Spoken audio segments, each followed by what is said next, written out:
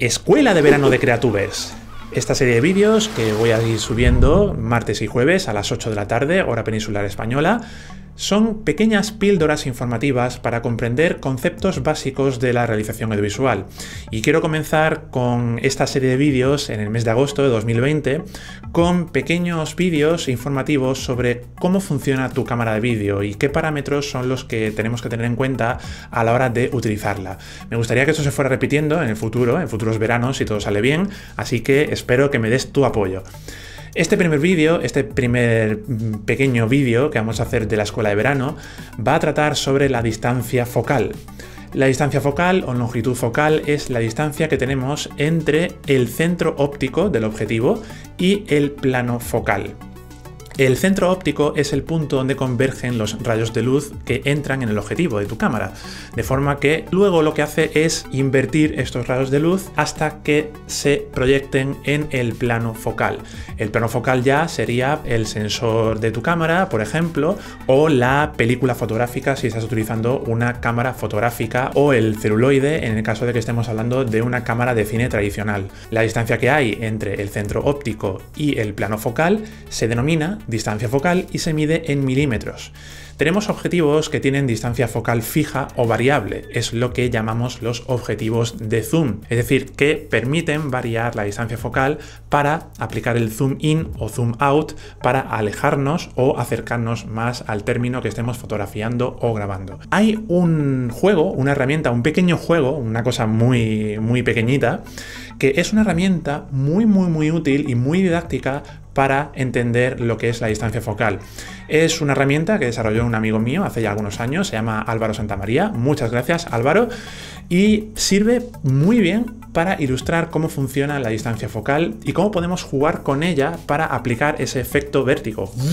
Así que vamos a ver cómo funciona en esta demo. Por supuesto, la dejaré aquí abajo en la descripción para que tú también puedas experimentar y puedas ir aprendiendo mejor cómo funciona la distancia focal. Vamos allá. Aquí tenemos el jueguecillo, se llama dollyzoom.js. Vamos a darle aquí a play y fíjate que aquí tenemos un escenario que podemos rotar a nuestro gusto y tenemos aquí dos variables que podemos cambiar. Tenemos aquí dolly y también tenemos aquí zoom. Yo lo que puedo hacer es variar la distancia focal y la distancia física, o bien si marco aquí en el bloqueo, desbloqueo, lo que puedo hacer es acercarme más al término que esté grabando, que esté fotografiando, o aplicar más o menos zoom.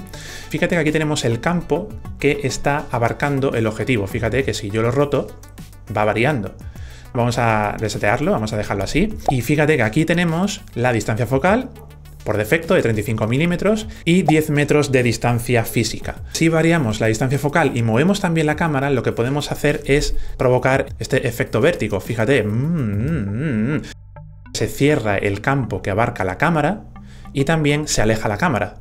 Es decir, si nos ponemos aquí, por ejemplo, pues estamos muy lejos y además estamos abarcando muy poco en el plano. Fíjate que el plano es súper cerrado. Esto ya lo aplicó el maestro Hitchcock en algunas de sus películas y de hecho aquí lo homenajea con ese escenario que seguramente te resultará familiar.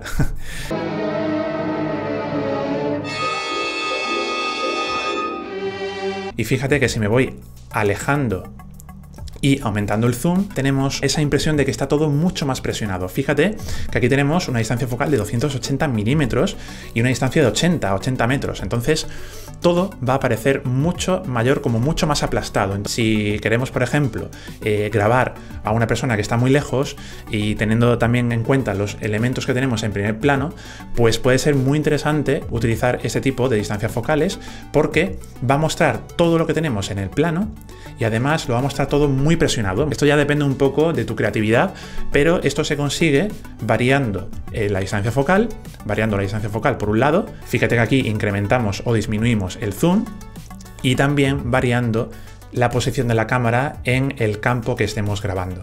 Entonces con esto podemos aplicar efectos sugerentes de movimiento o también podemos aplastar más o menos los términos y además estaremos cambiando la dimensionalidad que tiene la imagen.